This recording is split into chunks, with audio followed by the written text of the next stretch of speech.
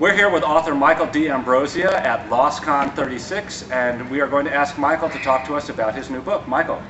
How you doing? It's good to be here.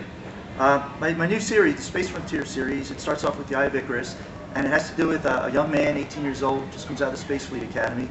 His first mission, he goes down onto a planet, and it's supposed to be a covert mission to gather information. Being 18 years old, he decides to take things into his own hands. He sees an opportunity to make a difference, and trying to make that difference, he opens up a number of cans of worms. So from there on out, he rescues a princess who's a lot more than she seems to be, and from there the two of them team up, and the series has a lot to do with their adventures. Some things happen with the pair that are kind of untypical of a lot of science fiction. Their relationship, she gets pregnant, has a child, which kind of throws a curveball into things.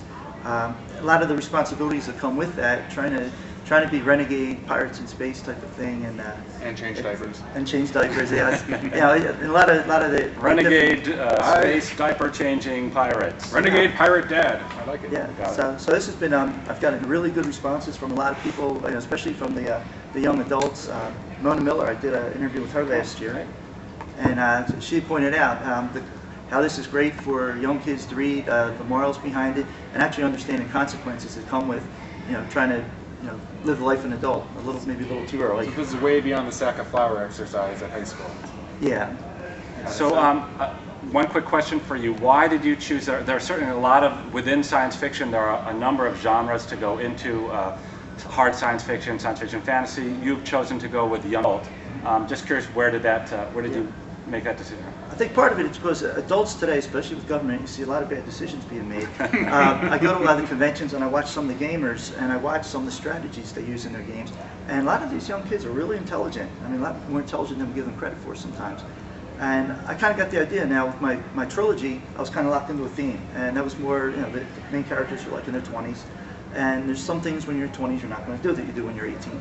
So with this series, because they're young, I can open up to a lot of things. They're allowed to do stupid things and learn the hard way. And even they have the situation where you have the adults telling them, well, you can't do this. This is a bad idea. And it's like, but they're teenagers. They're going to do it. So it's kind of worked out really well, in that aspect, because it's not a pretty life. They make mistakes. They have their successes, but with every success, there's always there's a price you pay for it. Opportunity cost. Hey, Tom, you have a question for Michael? Absolutely. Michael, how do you know that you're on the right track when you're writing? So you're writing this and something in your head goes, got it. How do you know when you reach that point? Well, I see it as a movie, and that's kind of steered me in that right screenplays for the books as well. But when you're watching it as a movie, I'm an extra character there. I'm not one of the main characters. I see what's going on, and how do I want to feel with that scene? Is it going to be a horror scene? Is it going to be an emotional scene, a romantic scene?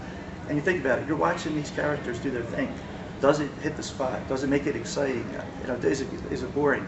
If it's something that really doesn't do anything for you, if it's the kind of scene where, well, it's a good time to stop and put the book down and go to bed, then it's not a good one. So I might, set that scene aside. Maybe there's something else I can do with it later. But I like things to be fast-paced, to keep moving. Nothing's worse in a movie when you're watching it and then the scene just drops off into something boring, and then it's like, oh, great, time to go to the bathroom. And I like to apply that to my books as well. If somebody starts reading it, I want them to want to finish the book. Don't put it down. So, it's become a good motivator to try to achieve that. When does your next book come out? It should be about June. That'll be book 3. What's it called? That's me, The Devil's Playground. Devil's Playground comes out in June 2010. From Helm Publishing. From Helm Publishing, Michael D Ambrosio. Thank you very much for being with Thanks us for at having me, theneverendingpanel.com. Thank you very much. Thanks, brother. I appreciate it. Okay. Yeah, it was fun meeting you guys. It was a good time.